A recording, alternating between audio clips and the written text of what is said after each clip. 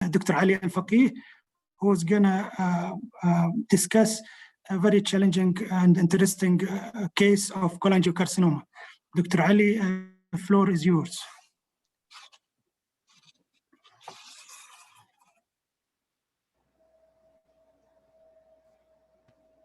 Assalamu alaikum. Thank you, Dr. Ahmed, for the nice introduction. As a committee, Ashwaq and Kannan for the kind invitation. Today, I was given the task to present a case for biliary cancer. So, our case is 40-year-old male in the local hospital, southern right about. Dr. Ali, something wrong with your mic? Can you please change the setting or change the mic itself? Is it better now? Yes, now it's better. Okay. So she presented to her local hospital in southern region with right upper quadrant pain that was dull in nature, increasing in severity over 3 months, and it was associated with early satiety and weight loss of 10 kg. She denied any history of jaundice or history of upper GI bleeding. Her past medical history and family history allergy were unremarkable. She is married and lives with her family in the south. She is a non-smoker. Her initial physical examination was remarkable for tenderness and palpable mass at right hypochondrial area. She has excellent performance status with ECOG performance status 1. Ultrasound was done in the peripheral hospital January 2017 that showed the mass at the liver and gallbladder area. Her initial tumor markers, alpha-fetoprotein CA, were normal. CA19-9 was mildly elevated at 54. Then she was referred to our hospital for further management. She was evaluated by our colleague in hepatobiliary team. Radiology was done. CT scan showed a large mass in the gallbladder fossa measuring 8 by 6 centimeter. It was extending to the adjacent liver parenchyma and also could be invading the duodenum and distal part of the stomach. There was also porta hepatis, enlarged lymph node measuring 2.9 centimeter with suspicion of early signs of peritoneal carcinomatosis. There was no intrathoracic metastasis. MRI and MRCP was done also and showed the same finding with the evidence of gallbladder mass invading the adjacent structure, including the stomach, duodenum, and also it appears inseparable from the pancreatic head. These are the baseline imaging. In the upper part, you will see the CT scan showing the large mass in the gallbladder fossa invading segment 4 of the liver, and this is the large porta hepatis lymph node. In the lower part, showing the MRI finding, the same finding of large mass measuring 8.2 centimeter by 6.8 centimeter. So what will be the next step in the management? I think we all agree that this patient should be discussed in the tumor board. So her case was discussed in the tumor board, and it showed locally advanced tumor, most likely originating from the gallbladder with invasion to the liver, stomach, duodenum, and part of the pancreas, so multi-organ involvement, invasion, I mean.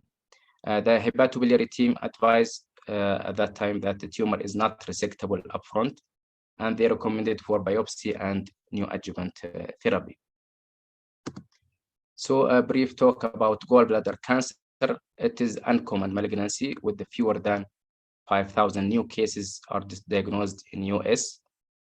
More than 90% are adenocarcinoma, and it is highly fatal with poor prognosis overall, more common in women than men, and the majority of cases are actually discovered incidentally after cholecystectomy, while the others are discovered at advanced stage. The risk factors, I think this was also discussed in the morning session, include gallstone, porcelain gallbladder caused by chronic cholecystitis, polyps, other autoimmune diseases like primary sclerosing cholangitis, obesity, and smoking. The treatment of localized disease, obviously, is the surgery, which is the only potentially curative therapy for gallbladder cancer.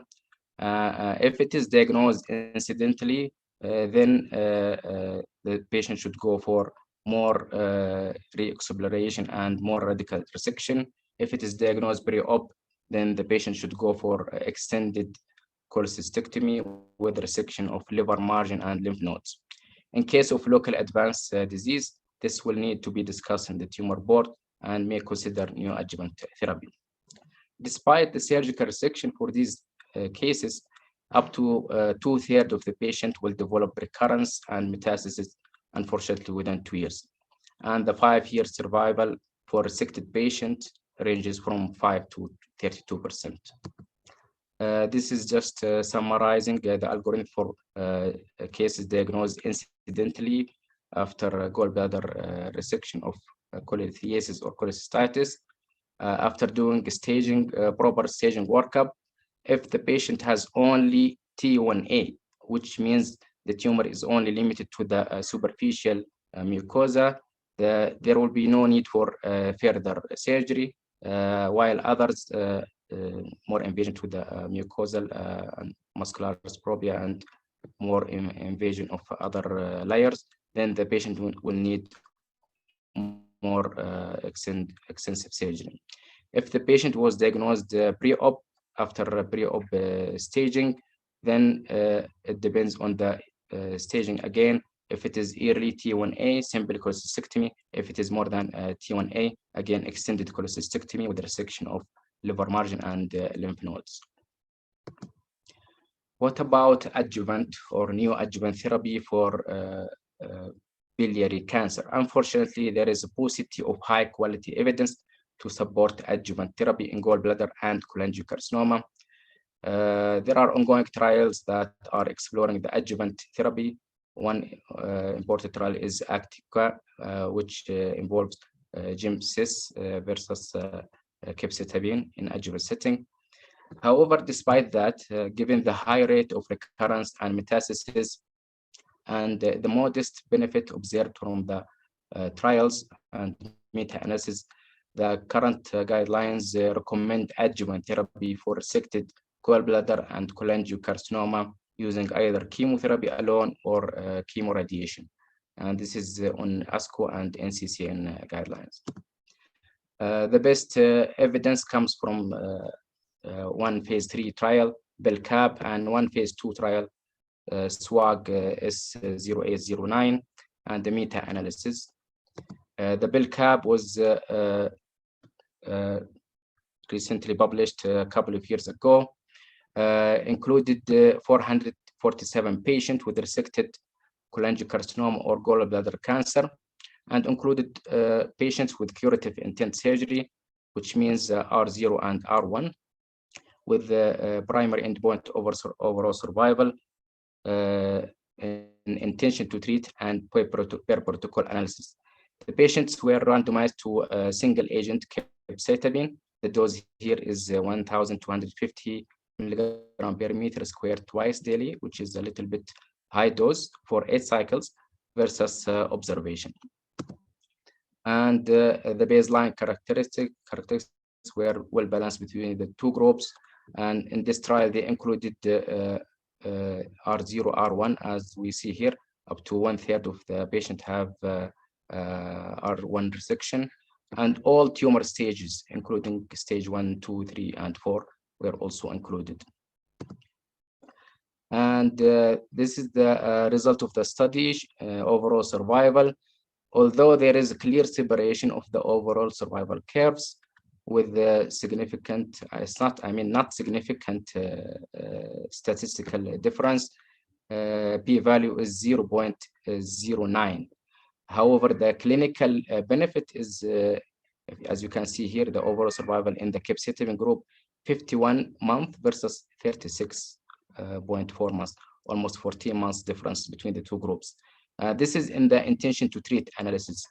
when they excluded the 13 patients who did not receive the capecitabine after randomization and included in the per protocol analysis, then the statistical analysis were observed with overall survival of 53 versus 36 months.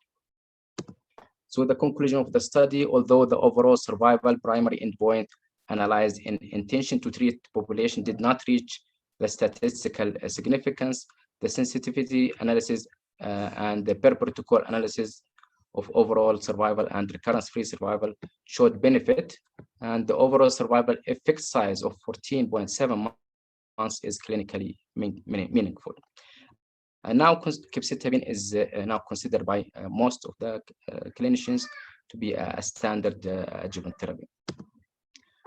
The second study, which was phase 2, SWAG S0809, included 79 patients with resected cholangiocarcinoma gallbladder cancer, with the primary endpoint to be considered positive if 2-year survival improved more than 45%.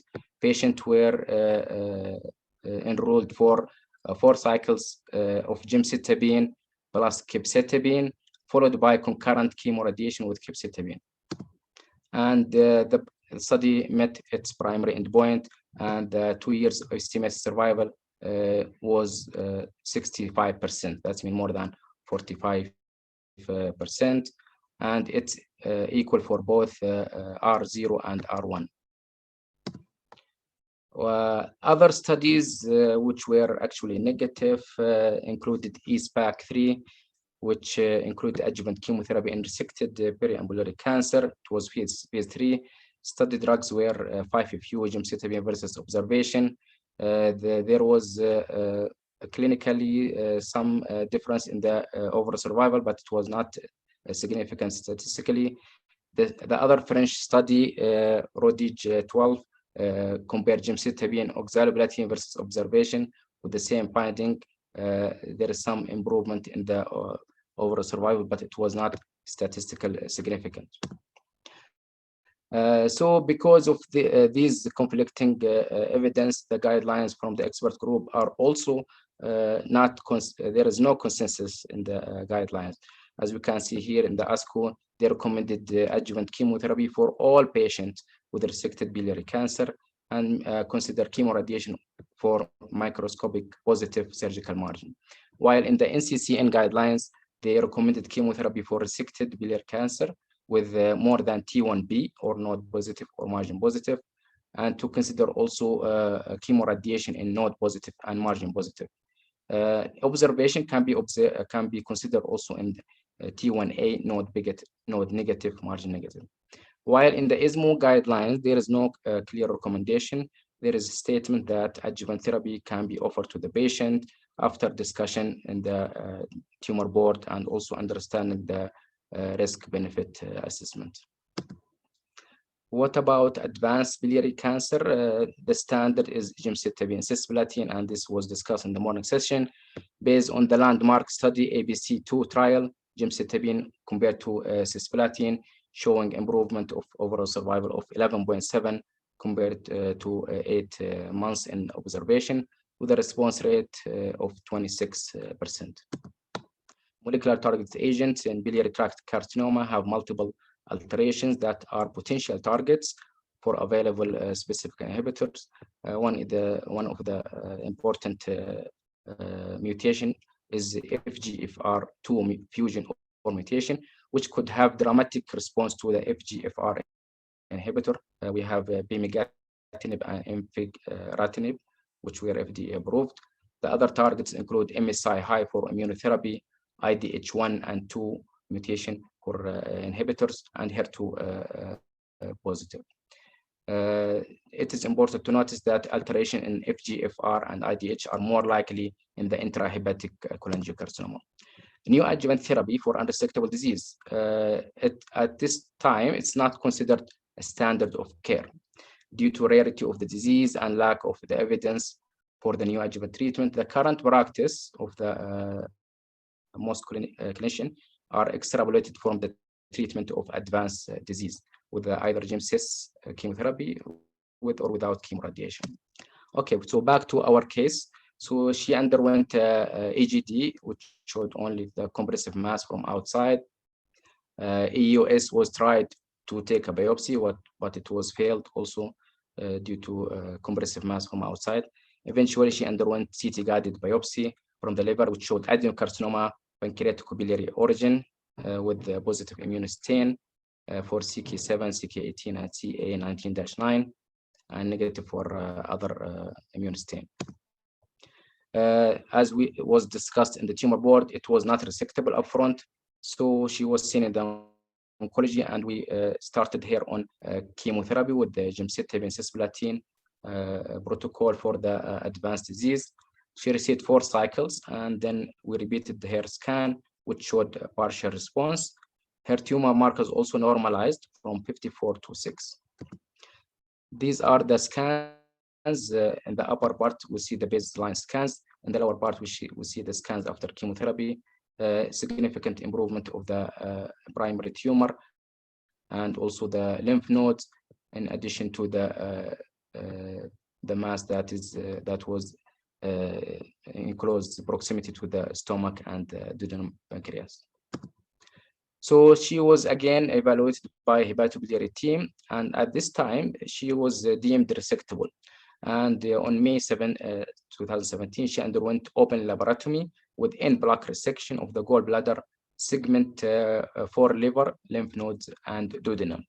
And the pathology showed the small residual invasive adenocarcinoma from the gallbladder with evidence of fibrosis and necrosis from the chemotherapy effect with direct invasion to the liver. The duodenum was unremarkable. The tumor size was 4 centimeter. Lymph nodes all were negative. Surgical margin was negative also. So pathologic staging YPT3N0. So what will be done next in this situation? The patient has received chemo and surgery. Again, tumor board discussion, and it was felt that patient will need to continue on her chemotherapy. So she recovered well after surgery, and she resumed the chemotherapy. We gave her the same regimen that she responded to, 4 additional cycles of GemCis, completed September 2017.